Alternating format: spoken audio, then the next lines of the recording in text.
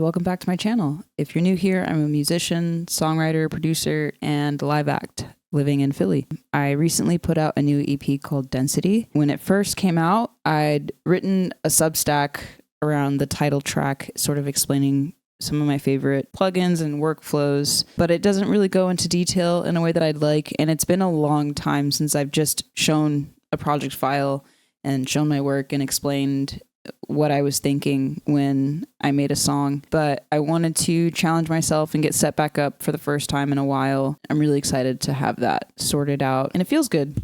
The setup feels good. I plan to do this not just with Density, but ideally with the other 3 tracks as well. But if there's more you want to see, let me know. Otherwise, we're gonna get into it. So the song is incredibly simple. I keep it in 8 groups just because that's how I play live. And when I bounce stems, this is how I have to export it. But I tend to start my songs with these theme groups. We can get into that later. I'm going to start with the drums just because it's at the top, and then we'll get into each layer as we go. The kick group is just 2 tracks. One is a 4 to the floor situation.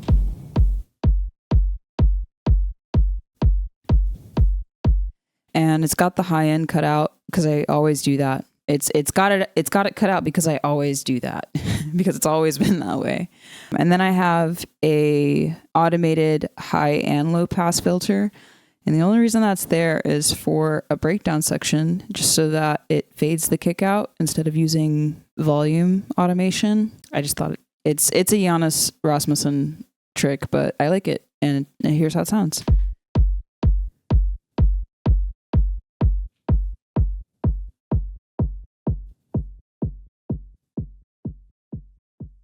It's just a nice way to bring it out without doing it so abruptly, I guess. The other kick is a more syncopated groove, and I will take the original kick and I'll detune it maybe 2 or 3 semitones, and I make the hit smaller. And then, I just made a little syncopated groove.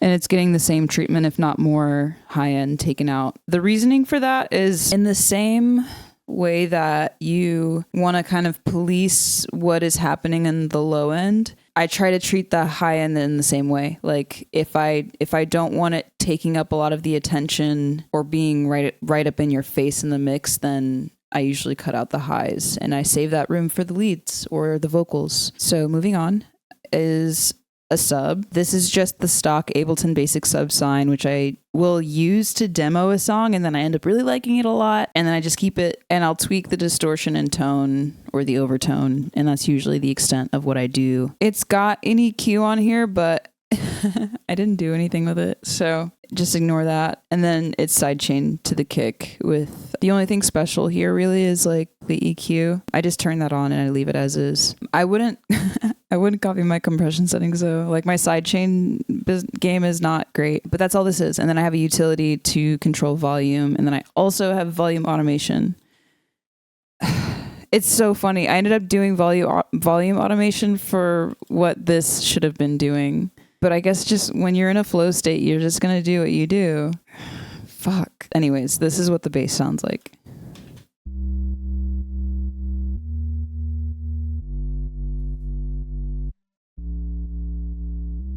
It was some kick.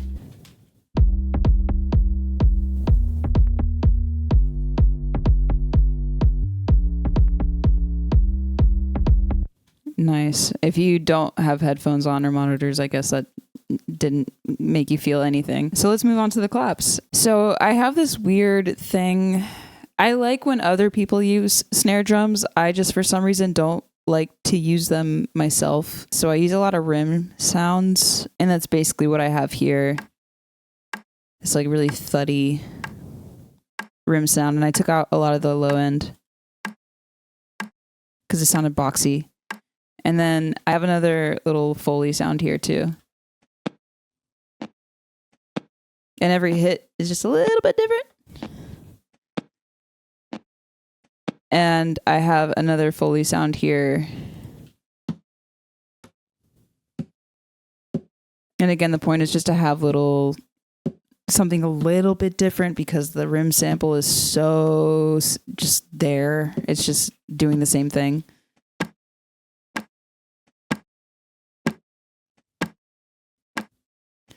If I were to critique this, I'd probably cut out even more lows, but it's fine.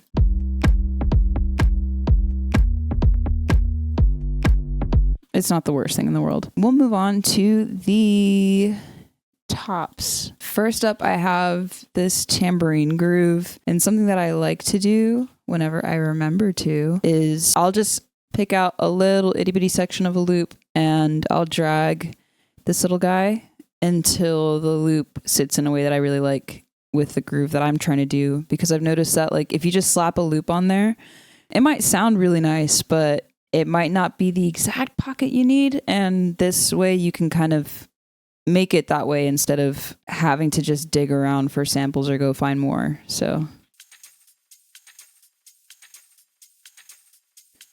just a cute little shaker tambourine situation. And then next up, I have a hat loop. Shout out Ben Bomer.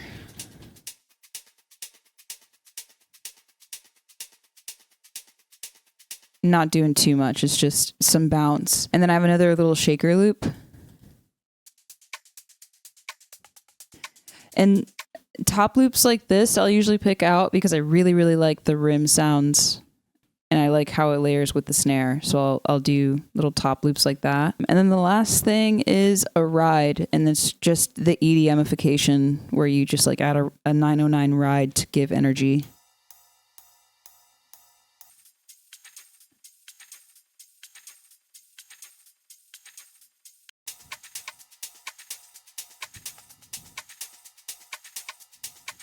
So yeah. And then next up I have breaks. I have a couple break layers, not too much going on, but enough to give the drums some skip, some swing. First up is this drum loop that I've chopped up just a little bit, but not too much. It's more so just to give it this like before it goes into the main groove.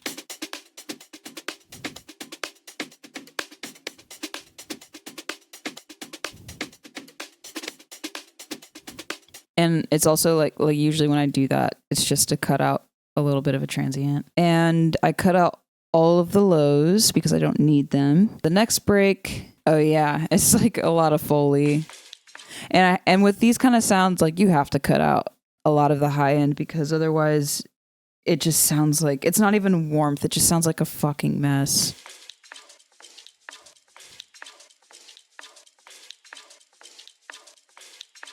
There's another sound in this track that like also has that problem. I'll show you where like I didn't catch it until the very end where I was like, I should probably cut out the high end in this because it sounds crazy. Next up is a fill. And with these, I treat it like I did with that tambourine loop where I'm like just kind of dragging the slider a little bit until it sits in the groove the way I like.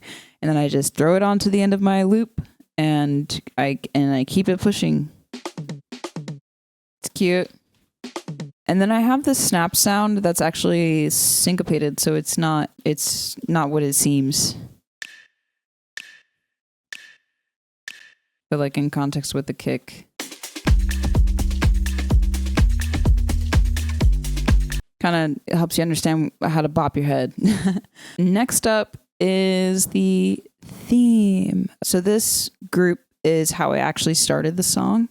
I'd picked up this workflow from a guy named Demo Tapes who is on YouTube, and he makes a ton of great sample packs. And he kind of preaches about the sensibility of being able to put together atmospheres and textures and building a soundscape first.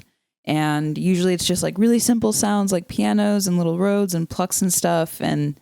Or maybe you're just grabbing little chops of samples from Splice, but you run them through space effects and build out a little world. And usually that basis will turn into what ends up being a full song because it I don't know, it just gives you like a cloud that you like your brain forms it into a shape.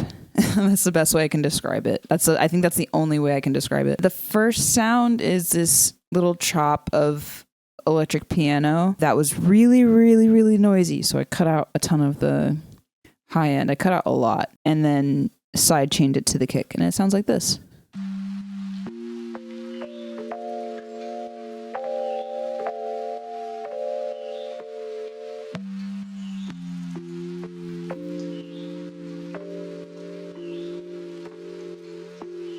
So yeah. And then the next piece I have is 2 vocal chops that I want to say are from the main vocal. They're really subtle. They're really tucked back into the mix quite a bit. Yeah. And the first one sounds like this.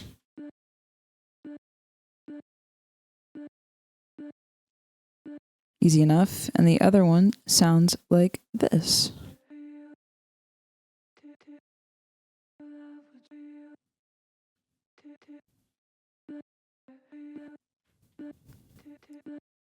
Looking back, I should have panned them. I don't know why I didn't do that, but I would do that right now. Not right now. I would do that if I had to make this song over again. So then the next theme group will be what is, it serves as a counter melody to that, basically. The first piece is a printed track, but what I do here is I'll usually grab something like wavetable or operator, and I'll make the attack really slow, and I'll give it a filter that also moves really slow, so it's got this like wah sound, and then I'll run it through like a plate reverb or a reverb with a really short decay, and it will give things this really like brassy kind of brutish tone.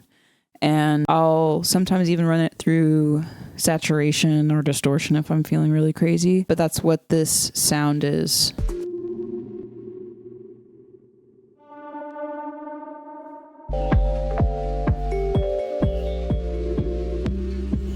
So that's what that does. Then I have this mallet sound, which is like the only MIDI in the entire track. And it's just to imply chords in the same way the bass line is there to kind of just imply chords that don't exist around the sample chops. And I've also got a delay on it, just doing some ping pong to, make it a little spicy. And then cutting out some highs again. And then this glue compressor, the reason why I have it set up like this is just to tuck it back in a mix, like in a blankie is how I think about it. And then after that, I have another pluck that's printed, but if I remember correctly, especially because of how it sounds, I want to say it's got either crystallizer, it's more than likely Echo Boy, Soundtoys Echo Boy, because of how like spun out the delay sounds. It's very like warbly in an interesting way. I'll just play it for you.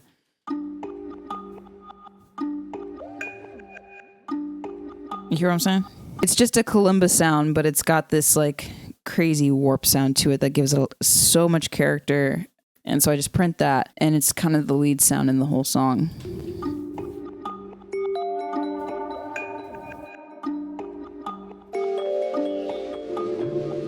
And so this is the whole theme group that I end up with.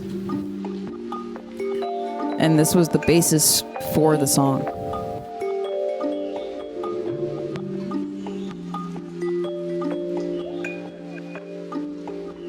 And as you can imagine, being very excited with that, then you can go back and like add in bass and drums and all of that, and it comes together so much more naturally. And I think what was also cool about this song is that I try to make sure not too much is playing at once. So mixing it was really easy, even though there's things I would do differently. It's a good sounding song. And next I'll go into my sends. I'll go into my sends. So the first one is a live verb that I got from a Production Music Live template. And it's got a saturator. The reverb is cutting out the lows, which I think is extremely important. Like you kind of have to do that with these things. And the dry wet's turned up to 100% because I control the actual depth, the intensity of it through these send things here. And these are great. I use these for my live shows, and it's great. It adds so much love to a sound. You can probably tell better. It's like easier to tell on some sounds than others. Let's try on this one.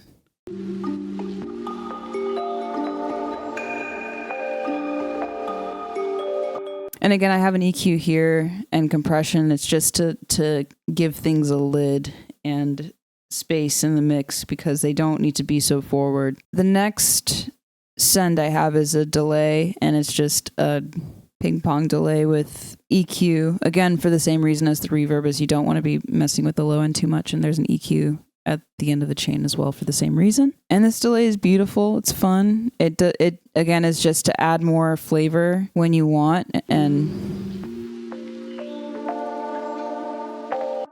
let me use it on the same thing again.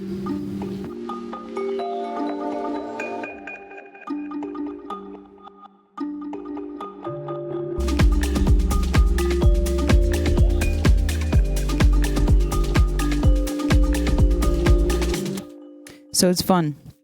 It's fun to jam with, but that's pretty much it. The master, if you want to call it a master chain, is the stock multi-band compression preset of the multi-band compressor from Ableton. And I'll usually have that cranked all the way to 100%, but for some reason this song is not. I guess it just didn't need it. And then I'll use FabFilter's Pro L. Almost always will be set to stylish all around limiting, almost every single time. And then I'll just kind of play with the volume on that. It's funny because like when I mastered this record, and I want to say it's the first bigger project that I've ever put out where I like wrote, mix, and mastered the whole thing by myself. And afterwards, I found out that I've been like mastering my stuff so quiet because I'm thinking it has to be, you know, like -12. And then I found out from the guy who mastered my second album that he goes up to like -8 or something. So I'm about to start making my songs louder is all I'm trying to say. So yeah, that's pretty much the song. I'm really glad that I got to tour while the releases were coming out because it really does put a lot of context to what you create when you get to just share it with people. I did get CDs made. You can pick one up. Shout out to my buddy Quinn and Liv and Anthony and Chase and Lee and so many people that helped me make sure that this came together. You can snag a CD. We'll have shirts in a bit. The shirts look crazy. They look so fucking good. I just have to pick a second color, but the design looks so freaking good and Liv is incredible. So I'm excited about that. Otherwise, look out for some more videos. Now that I have this set up, like I really have no excuses because I'm always coming up with new ideas. So have a blessed one. Be safe, be well, take care of yourself, take care of each other, and I'll see you in the next one.